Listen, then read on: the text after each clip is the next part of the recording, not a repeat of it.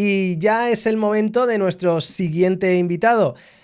Vamos a hablar en inglés ahora, ¿vale? Vamos a estar hablando en inglés porque, bueno, claro, nuestro siguiente invitado no habla español. Igual un poquito, igual nos sorprende, quién sabe. Igual le puedo preguntar.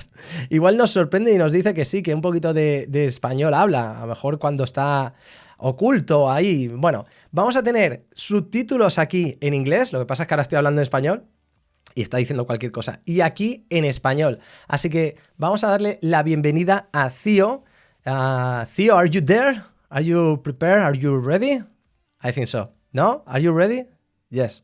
No. Yes. Okay. So, doing. Hi. Howdy, howdy. Good to be here. Oh, good sound. That's a good mic. I would hope so. It's kind of my job as well. I learned from the best. Yeah. So, how are you doing? Thank you so much for being here. I'm super happy, super excited.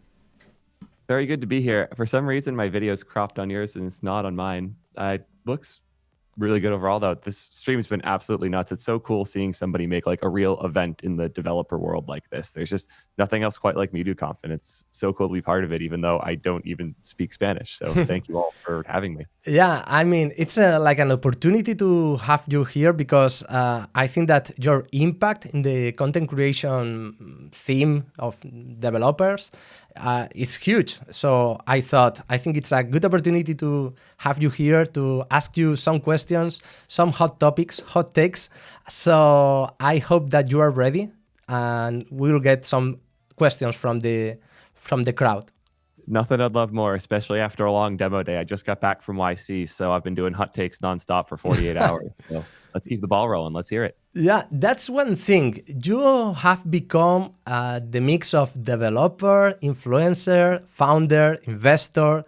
So how do you define yourself these days? Oh, this has gotten way too hard.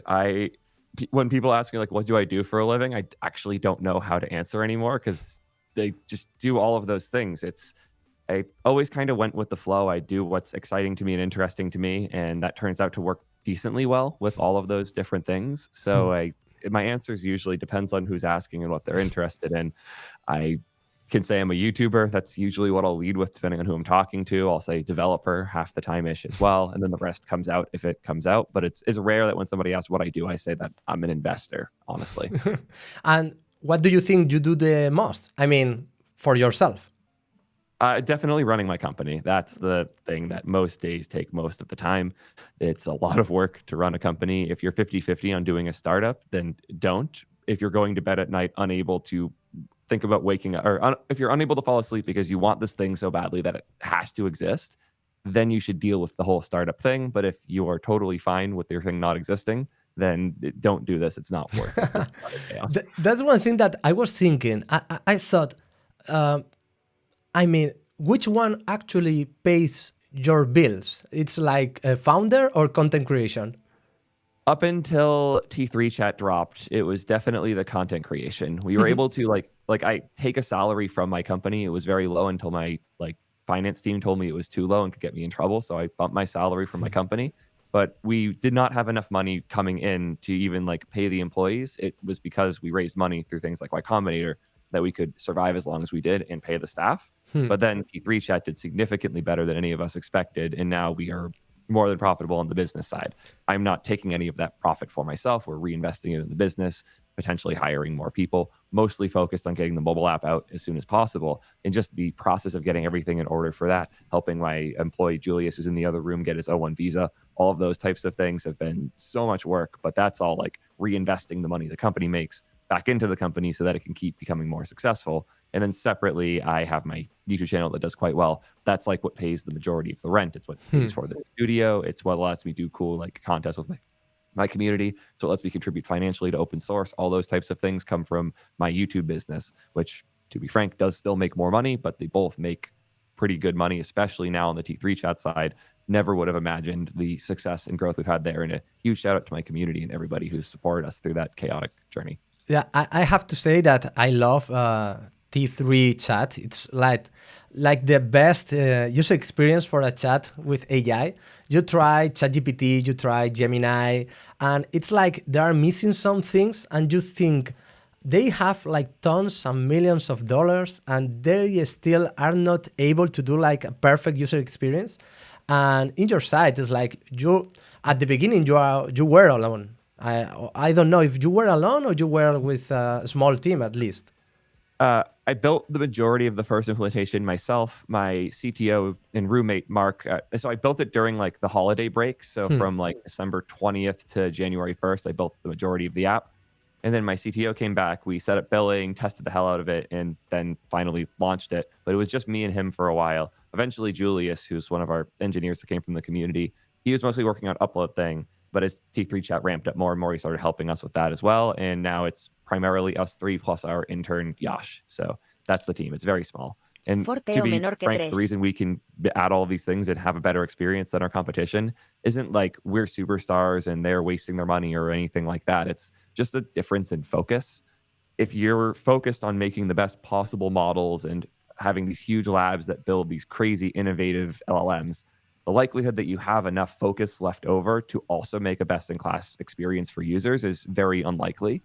So we're kind of, to be frank, cashing out on the fact that these labs aren't as focused on the experience that users have, and they're more focused on the benchmark scores that they can get. And we get to be the ones to provide the good experience. And whichever model wins, it doesn't really matter because we will be the best place to use it. I've actually been getting a lot of feedback the last few days that people who are really into image gen have been using T3 Chat instead of using like the Gemini app, because the experience using the Gemini Nano Banana model that they just put out in the official Gemini app is so unreliable, to put it like bluntly, versus in T3 Chat where it's really fast, consistent, and lets you edit images on the fly as you're using it. Has anyone tried to buy your product or at least invest on it? Oh, absolutely. We've had a lot of people start hitting us back up about reinvesting or investing like for the first time. We've also had a couple different potential buyout offers. The thing that's kind of weird about it is that like you are on one hand like buying our team and our product, but on the other, you're getting me and my distribution. But a lot of the companies wouldn't want me to run my YouTube channel. Like just a hypothetical, obviously this is not a company that was interested, but imagine if Apple was considering us. Yeah. Apple could come up with a price and propose a purchase for us, but there's no world in which Apple would let me run my YouTube channel with all the spicy stuff I say and also be an employee of Apple. So any offer we get has to either explicitly carve out my YouTube channel, or it has to like accordingly like pay properly. Otherwise I have to fire all of my YouTube team, and I am not going to take an offer that requires me to like flatten one of my businesses. So talking about spicy and hot takes, what's the one hot take that you have made that aged the worst? That aged the worst? Yes. Whew. For me, for example, is Tailwind. Yeah. You know, my hot take was Tailwind it's a bullshit, and it was so wrong. That's when you have to use it for a lot of them, I've found. I'm lucky that I got over a lot of those humps before I started doing content creation. The immediate one I'm thinking of that's really silly is that I didn't like Convex at all when I first tried it. I looked into it, I gave it a shot, I played with it. It was like, this feels like you took all of the things that I care about in the open source world, made a bad clone, and sold it for money. And I just did not like the vibe at all.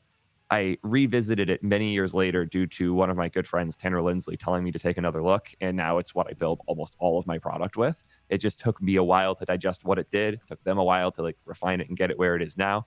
So my hot take of like these all-in-one solutions being bad, and Convex in particular not being a viable option for real applications at scale, entirely nonsense. One that I'm beginning to think more about, when I started doing content, there was this awful like 100% code coverage culture. Like that was the thing you strive for in your code bases. And code coverage is not a good measurement of code reliability at all. I can have code that's 100% covered that is absolute nonsense, and code with 0% coverage that's actually really reliable and understandable and like trustworthy. We also hadn't revisited what tests were supposed to do after TypeScript in the front end world. So we were writing tests for like, what happens if you give this function a string instead of a number? Well, we can't do that anymore in our modern world, which is a really convenient thing. So a lot of the tests that I was seeing just weren't really viable. And I was so frustrated that I decided to go to the opposite extreme, not thinking that if I say this, people will stop testing entirely. But if like we have the spectrum of like acceptable takes on testing, and right now we're living in this like 100% code coverage world, that was just absurd. So in reality, we should be in the middle. So I went all the way to the end so I could shift the window over. And thankfully, this resulted in us no longer thinking 100% code coverage is a reasonable thing. Like it's now kind of a joke when we say it. But since I went so hard against the testing thing in a world where LLMs are doing more and more of our code and the testing makes it way easier for them to verify their responses, my testing takes might start to get a little out of date. Yeah, for me it's similar. I think the same. Like for me, the most important thing is like an end-to-end test to be sure that the main feature of your product is working. Because if you have 100% of code coverage, you are not sure even that, for example, for T3 chat, that still is working as expected for the user. But at least 1 or 2 tests end-to-end could be enough for that. Absolutely. My favorite test at Twitch, and it was the one that gave us the signal things were down almost always. So it would open up 2 browsers, just 2 Playwright instances, both logged, or one would be logged in, one would be logged out. The logged in one would send a chat message, and the logged out one would make sure the chat message appears in chat. That was a whole test, and we were able to detect so many issues through this one simple test. Yeah. It's crazy how like a good, well-designed, simple end-to-end will always beat out any level of more granular testing. What do you think about Twitch nowadays? I mean, do you feel that it's evolving, that it's stuck in the past, or? It's definitely not evolving in any traditional sense. Like as someone who makes much more of their audience on YouTube nowadays, Twitch is still where I go to record, to talk with my community, to iterate, to build, and to just hang out. It feels different on that level, and it's still so far ahead. Like Twitch chat is just the best live chat ever, and nothing's come even vaguely close. The team that I was lucky enough to work on with for Twitch chat when I was at Twitch is just really, really good engineers that love live, love Twitch, love gaming, and just care a lot. And it shows in the chat, especially if you go compare it to something like YouTube chat. They're in entirely different worlds, but they've kind of had, the best I can put it is they've rested on that lead for a while, where there hasn't been meaningful iteration. Like the Twitch I use today with my audience is just like the Twitch I used 2 years ago, but with more annoying pop-ups. Is kind of how it feels. Pop-ups and advertisements. Yeah, it's a lot of advertisements. I don't know how in the past they got money, because nowadays they have a lot of new advertisements, and I think they have to be rich right now, because they have a lot of advertisements. So I don't know, like 2 years ago, how they worked. How much money do you think an hour of your current stream would cost on the infra side? Like, what would you guess with the current 12,000 concurrent viewers, assuming the average resolution is 720p? Okay. How much money do you think that would cost? I would say $2,000 for 1 hour. For 1 hour. That's probably pretty close. Honestly, as I'm like doing the math in my head. So we'll do 1 hour streamed. There's a IVS calculator that I use. Yeah, it would be about $800-ish, depending on how many people like bumped up to HD. Yeah. If we bump it up to HD, right around that. So 1 hour, it would be $400 to $800, depending on the level of or 720p versus 1080p. Okay. When you think about that, how much money can Twitch make in 1 hour of a stream like this? Yeah. It's tough to make ends meet in that. Somebody like XQC, whose average viewers watching in 1080p and gets 50,000 viewers, we're talking like $4,000, $5,000 an hour to run a stream like that. That's really, really expensive. Versus something that's asynchronous like YouTube, where they can compress the heck out of the video. They don't care if you see it 3 seconds later or 15 seconds later. They can throw it in weird distribution centers all over the world to reduce the amount of distance that like data has to travel. There's a lot of things YouTube can do to make the video encoding and like distribution way cheaper. Even like an hour of Netflix streaming is going to be cheaper than an hour of Twitch streaming, simply because the amount of data and the amount of distance the data has to go without having any way to optimize it is really, really expensive. So Twitch has just been burning money since they got acquired by Amazon, honestly. But they have to have some kind of idea about how to monetize. I mean, if not, why they are burning money like forever? My super spicy take on this one is that, like, originally this was a bet because Amazon wanted to have presence in the media space. They didn't want Google and YouTube to win entirely. And this was a hedge bet, like, how can we compete with YouTube? And when I was at Twitch, that was peak, like, we were trying to compete with YouTube era. I was on the team building the VOD platform where you would upload videos and have comments and share them with people. We at the time just did not know how to compete with other platforms, and our goal was to just copy every feature. Since then, Twitch has built a strong brand, even more so, especially in like the gaming space, more so now in spaces like our own. But the expense has not gotten better. My spicy take about all of this is that right now it's just like a brand image and cost thing. It would be more expensive for Amazon to take Twitch down. Yeah. Because if they did, the blowback Amazon would get and like the negative press that Amazon would get for doing that would be really great. The only reason Amazon will finally sunset Twitch is because the expense of Twitch is greater than the potential cost of like the brand damage of shutting it down, or because the existence of Twitch is causing them brand issues. Like way back when, the CEO of Amazon at the time, it was still Bezos, was in front of Congress in the United States being asked questions about Amazon, and one senator asked him about the piracy problem on Twitch. That was the moment I felt like the timer, like the death timer started, because if Twitch has to deal with, or if Twitch could cause like a CEO of Amazon to get questioned by the US government, the value prop of Twitch goes even lower. So now they have to do this calculus internally. Is it more expensive to eat the brand damage and end Twitch, or to keep it around? Well, guys, folks, I think we should move to another platform sooner or later. So, more questions. What's the most useless trend in front end right now? Ooh, in front end in particular. Yeah. Huh. Useless trend. That is a tough one for me. Yes.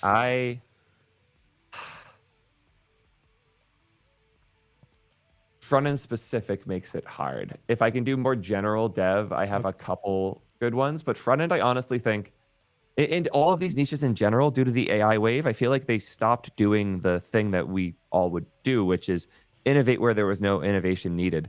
Like I got to cover a new web framework for the first time in like a year yesterday with a new video, which was fun because it feels like those things don't happen anymore.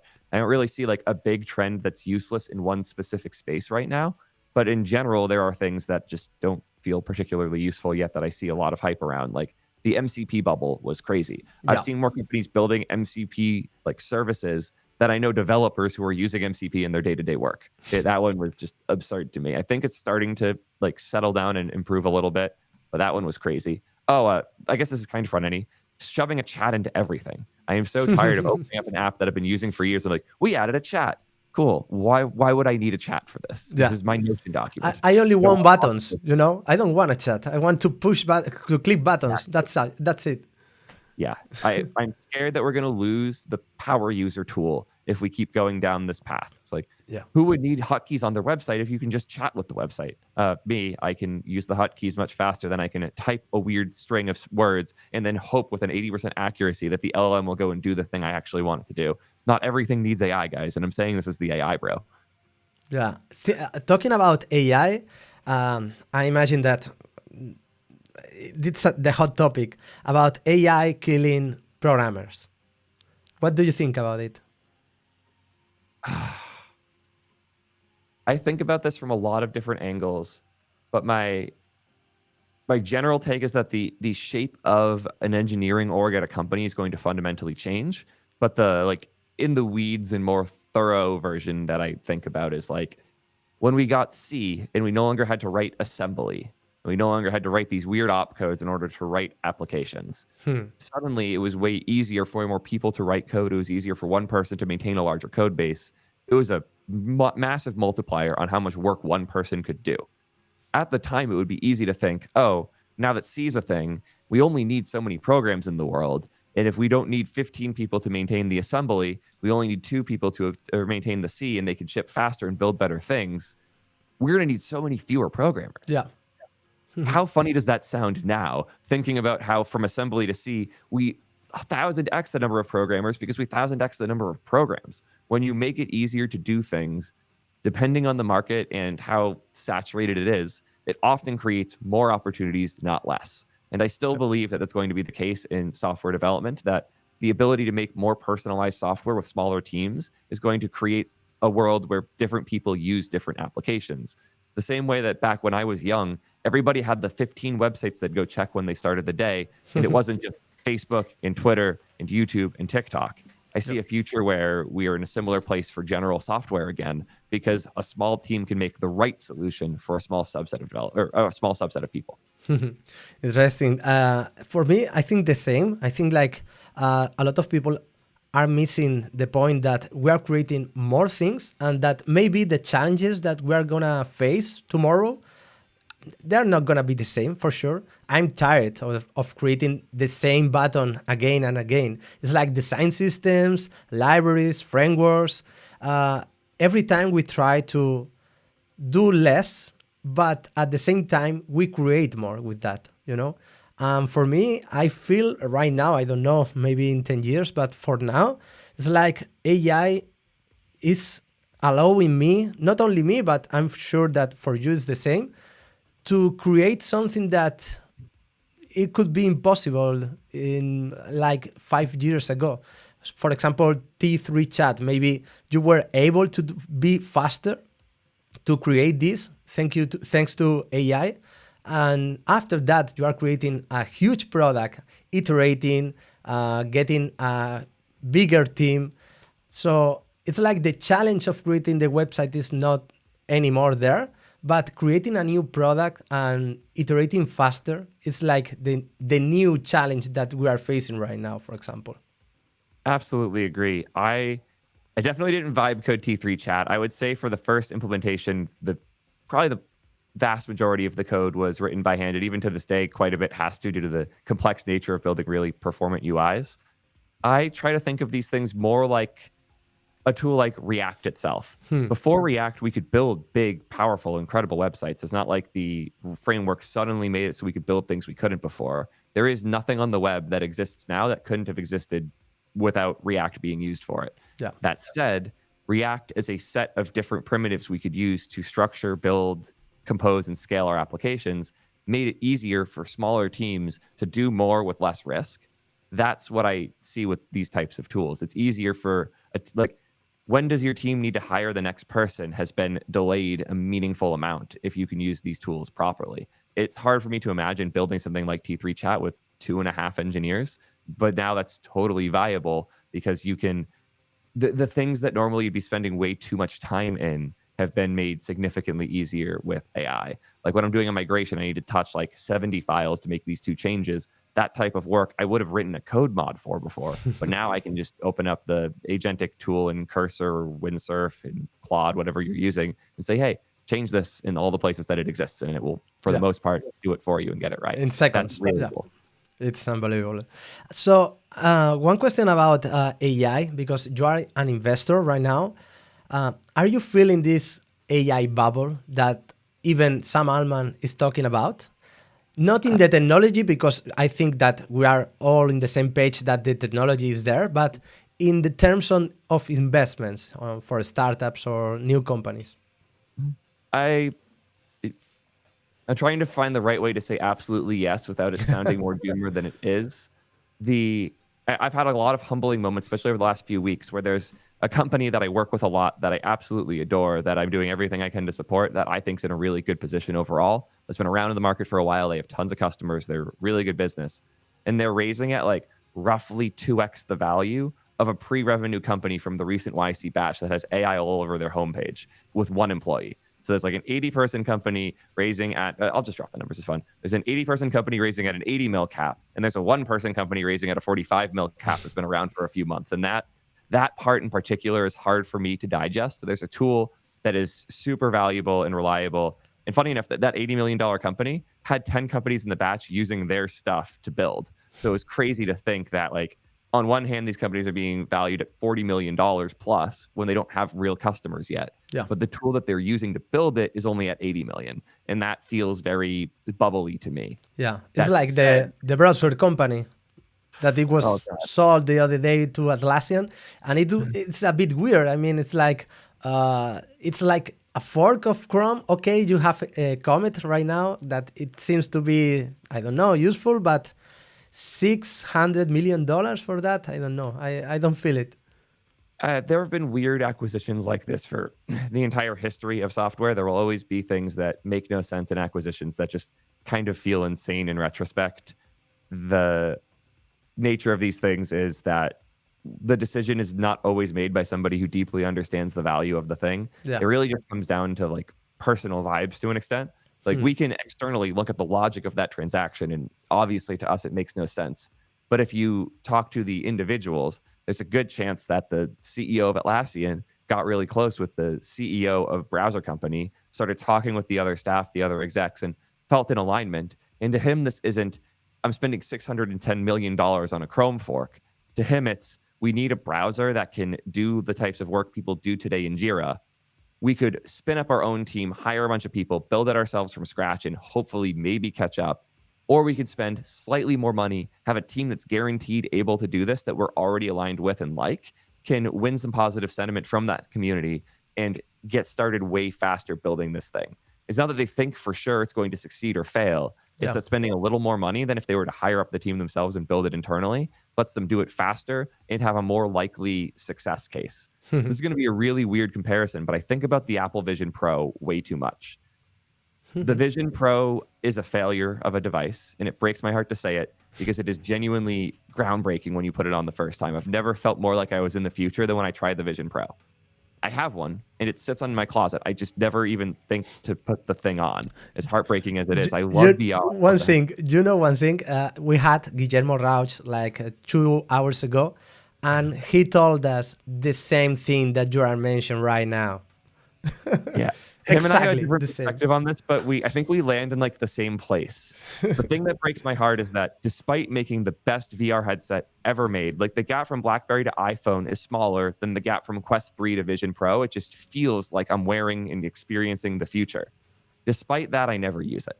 And that's the thing that made me realize like this whole category can't work. You can spend an infinite amount of money making the literal best possible thing, and it's still not good enough. If Apple had made it any cheaper or lighter, or like made the screen worse, or made it so it's just not as good in order to try and make it cheaper so it could go bigger, there would be some part in the back of their head that would be saying, you know, maybe if we just made it more expensive, made it better, made the best possible thing instead of a reasonably priced thing, it might have done better. But they chose to go all in with the best, most expensive possible solution so that if it doesn't work, they don't have to second guess themselves. And that's kind of what I think Atlassian did. They didn't buy Browser Company because it was cheaper or they're guaranteed to win. They bought them because a browser is an expensive investment for a company like Atlassian to make. And if they're going to spend $400 million building their own browser or $600 million buying someone else's, if the $600 million offer lets them know for sure that they did everything they could and it still failed, they're not going to second guess their decision. Whereas if they built it internally themselves, there's a lot of other things they would be second guessing as to why it didn't work. And they would be kicking themselves because if they had just bought this company, it could have went better.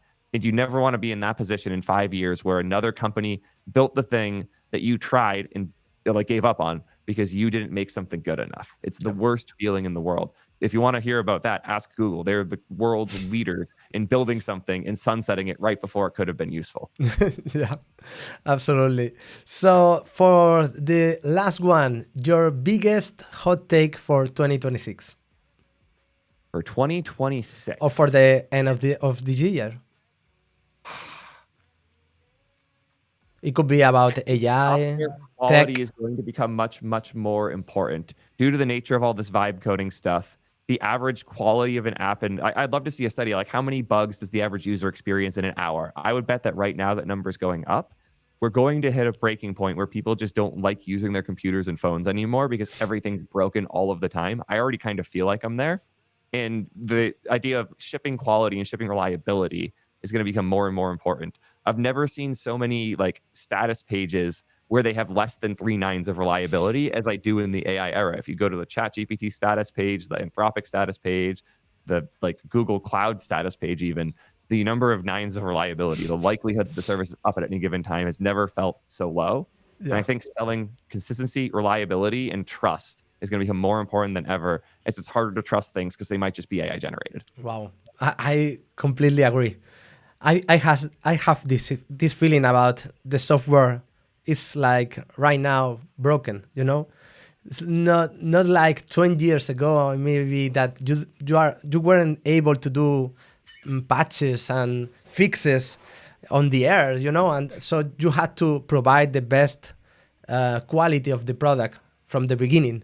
And right now, it's operating systems like Apple, like Google, like everything, every service, every product, everything. It's like everything is failing at the beginning and you have to wait for them to fix.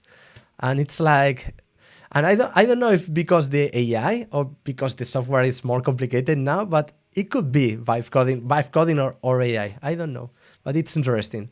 So Theo, thank you so much for your time. I got two super quick things. Yes, sure. First, I love making it easier for people to get into software development. And I know in different places around the world, that's harder than it is in others.